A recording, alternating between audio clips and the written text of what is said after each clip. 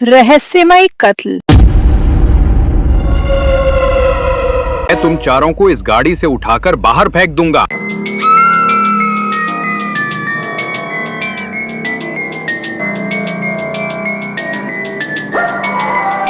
अगर दोबारा मुंह खोला तो खून का चार्ज तुम ही पर लगा दूंगा।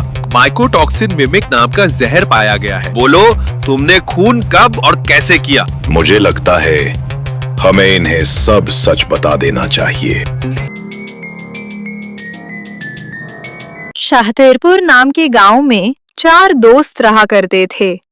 पहले का नाम था राम, जय सिया राम, जय जय श्री राम। दूसरा था रहमान, अल्लाहु अकबर। या अल्लाह, तेरी रहमत बनी रहे। अल्लाहु अकबर। तीसरे का नाम था रंजीत सिंह,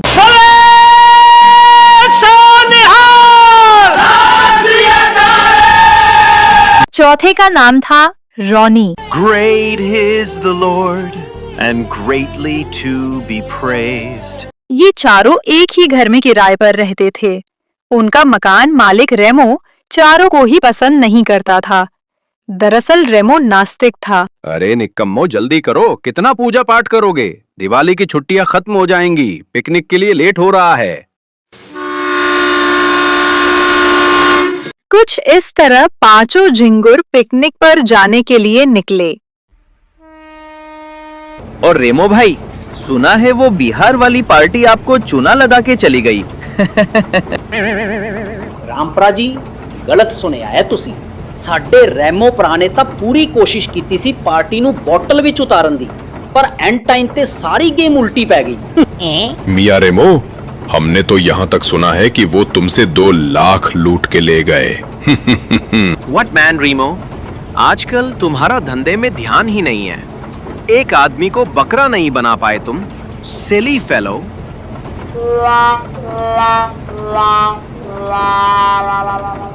देखो, अब अगर तुम लोग चुप नहीं हुए तो मैं तुम चारों को इस गाड़ी से उठाकर बाहर फेंक दूंगा। कुछ इस तरह रेमो की टांग खींचते हुए वे अपनी मंजिल पर पहुंचे। दिन भर चढ़ाई करने के बाद पांचों ने पहाड़ पर टेंट लगाया। चारों तरफ आग जल रही थी। चांदनी रात, ठंडी हवा और शांत माहौल में बिस्तर पर लेटते ही उनकी आंख लग गई। इतने में अचानक एक भयानक आवाज आई, जिससे घबराकर सभी लोग बाहर एकत्र हो गए। अरे, ये किस जानवर की आवाज थी? जानवर की नहीं मियां, जरूर किसी जिन की आवाज थी। ਓਏ ਠੰਡ ਰੱਖੋ ਯਾਰੋ, ਮੈਨੂੰ ਤਾਂ ਲੱਗਦਾ ਕੋਈ ਬੰਦਰ ਡਾਲੀ ਤੋਂ ਡਿੱਗ ਪਿਆ ਹੈ।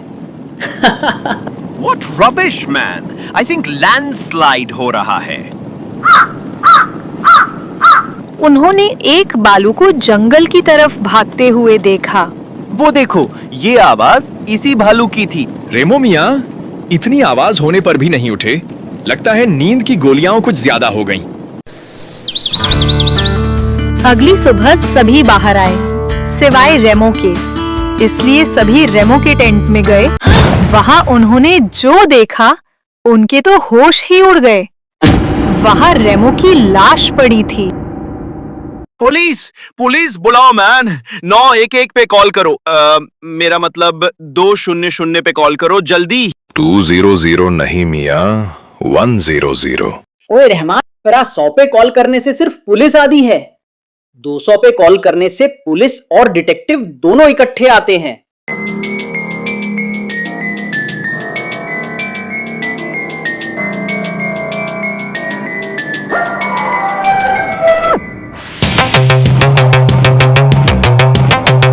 इंस्पेक्टर रुस्तम और डिटेक्टिव रजनीकांत दोनों मौकाए वारदात पर पहुंचे। तुम लोगों में से खून किसने किया है, जल्दी बताओ। मुझे घर जाकर सोना है। अब मेरा मतलब पेंडिंग केसेस सॉल्व करने हैं। मगर इंस्पेक्टर साहब, हम सब निर्दोष है। हर मुजरिम पकड़े जाने के बाद यही कहता है। अरे मियां, इन निठल्लों को केस सुलझाने के लिए बुलाया है या हमें फंसाने के लिए? ओए इंस्पेक्टर भरा, तुसी पार्टी शार्टी करके आए हो क्या? ओए, हमने ये खून नहीं कीता। वॉट मैन, तुम क्या इडियट के माफिक हमको खूनी बोलते हो?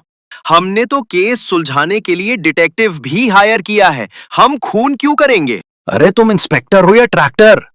घास खाकर बड़े हुए हो क्या? तमीज से बात करो। मैं पुलिस ऑफिसर हूं, तुम्हारा नौकर नहीं।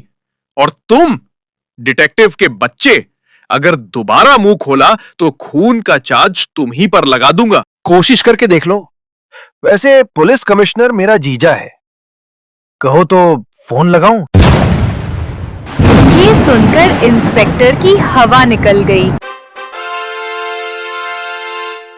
नहीं नहीं, उसकी क्या जरूरत है। आप लोग बस पुलिस स्टेशन चलिए और अपना बयान लिखवा दीजिए प्लीज।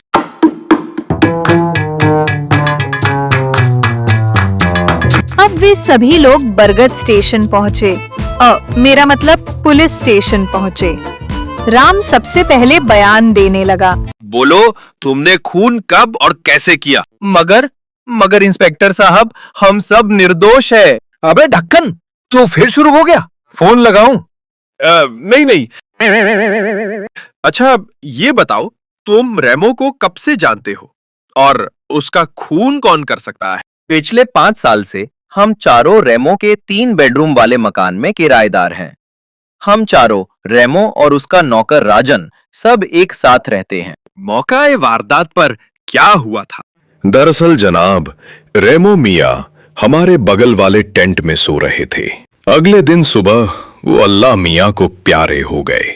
क्या उसकी किसी से दुश्मनी थी? क्या तुम्हें किसी पर शक है? ਇੰਸਪੈਕਟਰ ਪ੍ਰਾਜੀ, ਰੈਮੋ ਦੀ ਸਭ ਦੇ ਨਾਲ ਦੁਸ਼ਮਣੀ ਸੀ। ਰੈਮੋ ਚਾਈਨਾ ਦੀ ਤਰ੍ਹਾਂ ਲੋਕਾਂ ਨੂੰ ਕਰਜ਼ੇ ਦੇ ਜਾਲ ਵਿੱਚ ਫਸਾ ਦਿੰਦਾ ਸੀ। ਉਸ ਦਾ ਖੂਨ ਕਰਕੇ ਕਿਸੇ ਨੇ ਸਮਾਜ ਸੇਵਾ ਦਾ ਹੀ ਕੰਮ ਕੀਤਾ ਹੈ। रेमो के बाद उसकी तमाम प्रॉपर्टी किसके नाम पर है? हमको क्या पता मैन, हम क्या उसका वकील हैं? इतने में इंस्पेक्टर के मोबाइल पर कॉल आया। जय हिंद सर। ये तुम्हारे सामने जो गोलगप्पा बैठा है, जो खुद को डिटेक्टिव कहता है, उसे इस केस में अपने साथ रखो, वरना मेरी बीवी मुझे घर में घुसने नहीं देगी।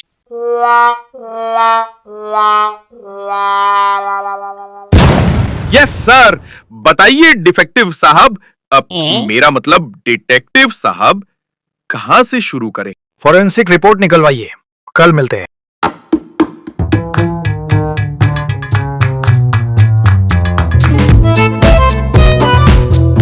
फॉरेंसिक रिपोर्ट में क्या लिखा है इंस्पेक्टर? माइकोटॉक्सिन मिमिक नाम का जहर पाया गया है। इतना दुर्लभ किस्म का जहर? इसका मतलब ये जरूर किसी ऐसे व्यक्ति ने बनाया है जो आयुर्वेद और जड़ी बूटियों के बारे में जानता है, और वो ये भी अच्छे से जानता था कि पहाड़ पर चढ़ने के कारण ब्लड सर्कुलेशन तेज हो जाता है और ये जहर ब्लड प्रेशर बढ़ने पर ही अपना असर दिखाता है। ओफो, कितनी देर लगाते हो दरवाजा खोलने में? तो मैं कह रहा था, आपकी इन्वेस्टिगेशन से क्या पता चला? कुछ दिलचस्प तथ्य मेरे हाथ लगे हैं इंस्पेक्टर साहब, लेकिन पहले मैं इन लोगों से कुछ पूछताछ करना चाहूंगा। क्या ये सच नहीं कि तुम लोगों ने रेमो से पैसे उधार लिए थे और इसी वजह से रेमो ने तुम्हें इस घर में जबरदस्ती किराएदार बनाकर रखा था और वो तुम्हारी सारी आमदनी कर्ज वसूलने के लिए छीन लिया करता था? ये आप क्या कह रहे हैं? आपको ऐसा किसने कहा डिटेक्टिव साहब? रेमो के गूगल ड्राइव ने। तुम्हें क्या लगा उसका रजिस्टर छिपा देने से तुम्हारा लिया हुआ कर्ज माफ हो जाएगा? मुझे लगता है हमें इन्हें सब सच बता देना चाहिए। देखो मैन, हमने रेमो से भारी ब्याज पर लोन लिया था बिजनेस करने के लिए, लेकिन बिजनेस डूब गया। उसने बिना बताए हमसे एक डॉक्यूमेंट पर साइन करवा लिया था। क्या लिखा था उस डॉक्यूमेंट में? ਉਸ ਡਾਕੂਮੈਂਟ ਵਿੱਚ ਲਿਖਿਆ ਸੀ, ਸਾਨੂੰ ਲੋਨ ਰਕਮ ਉੱਪਰ 3 ਗੁਣਾ ਲਗਾਨ, ਮੇਰਾ ਮਤਲਬ 3 ਗੁਣਾ ब्याज भी देना पवेगा। हम लोग उसके आगे बहुत गिड़गिड़ाए और उसने हमारी एक न सुनी। और इसलिए तुम लोगों ने उसे मार डाला? नहीं मियाँ, अगर मारना ही होता तो 5 साल पहले ही मार देते। यहाँ कैदियों की तरह उसके साथ नहीं रहते। हम मानते हैं कि हमने उसका रजिस्टर जला दिया ताकि हमारी तरह वो दोबारा किसी और को फंसा ना सके। ਲੇਕਿਨ ਡਿਟੈਕਟਿਵ ਭਰਾ, ਤੁਸੀਂ ਇਹ ਤਾਂ ਸੋਚੋ, ਹਮ ਉਸ ਨੂੰ ਪਿਕਨਿਕ ਤੇ ਲੈ ਜਾ ਕੇ ਕਿਉਂ ਮਾਰਾਂਗੇ? इससे ਤਾਂ ਸ਼ੱਕ ਸਾਡੇ ਉੱਤੇ ਹੀ ਆਊਗਾ। एक बात समझ नहीं आई, अगर तुम्हारी उससे दुश्मनी थी तो फिर ट्रिप पर एक साथ क्यों गए थे? क्योंकि रेमो ने हमारा बचा हुआ 5 लाख का कर्ज माफ कर दिया था और अब हमारी दोस्ती हो चुकी थी। और तुम यहाँ कब से हो? मैं यहाँ 10 साल से बटलर हूँ साहब जी। पापड़ बहुत अच्छा पकाता हूँ, खाएंगे? चुप बेवकूफ, कहाँ के रहने वाले हो तुम? क्या तुम भी रेमो बैंक के ग्राहक हो? नहीं नहीं साहब जी, मैं क्या करूंगा लोन लेकर? लोन तो सिर्फ मूर्ख लेते हैं, वो भी खासकर रेमो साहब से। वैसे मैं नेपाल से हूँ साहब जी। 20 बरस पहले मैं इस शहर में आया था। अच्छा, यहाँ पड़ोस में कौन रहता है? सामने वाले घर में रैना मैडम अपने पति रोहन के साथ रहती हैं। वो दोनों स्कूल में टीचर हैं। और बगल वाले घर में रोज मैडम अपने पति रणवीर सिंह के साथ रहती हैं। वो दोनों बैंक में काम करते हैं। ठीक है, तुम में से कोई भी शहर के बाहर नहीं जाएगा, ये पुलिस ऑर्डर है। पापड़ नहीं खाएंगे साहब जी।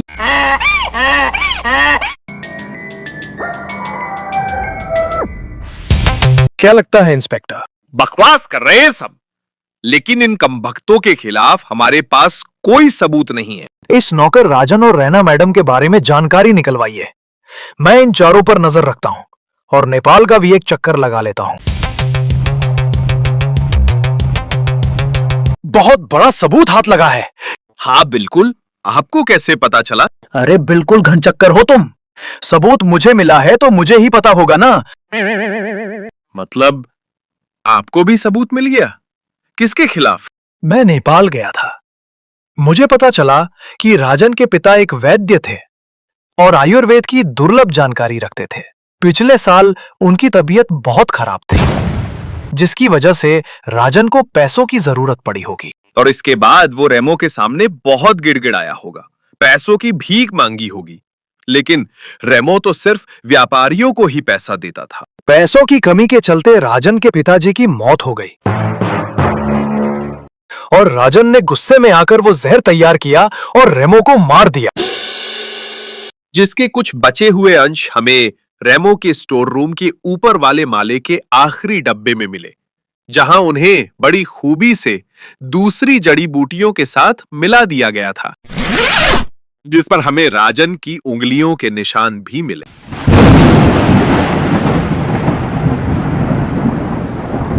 फॉरेंसिक रिपोर्ट से यह बात कंफर्म हुई है कि रेमो की मौत पान खाने से हुई थी। रेमो की बॉडी से इसी जहर के ट्रेस पाए गए थे और पान तो सिर्फ राजन ही बनाया करता था रेमो के लिए। नहीं साहब जी, ये सब झूठ है। मैंने कुछ नहीं किया, मुझे फंसाया जा रहा है। सारी जड़ी बूटियों और पत्तों को मद्देनजर रखते हुए अदालत ने राजन को फांसी की सजा सुनाई।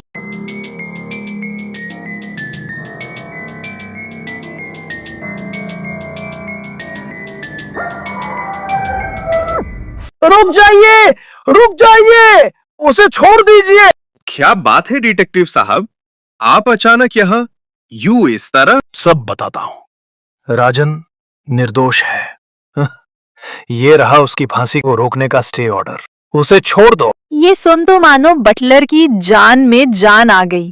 तो फिर असली खूनी कौन है? असली खूनी का नाम आर से शुरू होता है। अब अगर सब कुछ बता दूंगा तो अगला एपिसोड कौन देखेगा? तो रेमो और रोज के नाजायज संबंध थे। तब तो रेमो का कत्ल जरूर रणवीर सिंह ने किया होगा। ये रहा उसकी गिरफ्तारी का वारंट। अब रणवीर का कत्ल किसने कर दिया? रोज तो रेमो के मरने से एक दिन पहले से ही लापता है। इंस्पेक्टर साहब, रॉनी पूरा दिन चश्मा इसलिए पहने रहता है क्योंकि उसकी एक आंख पत्थर की है और ये भी रेमो की वजह से ही हुआ था।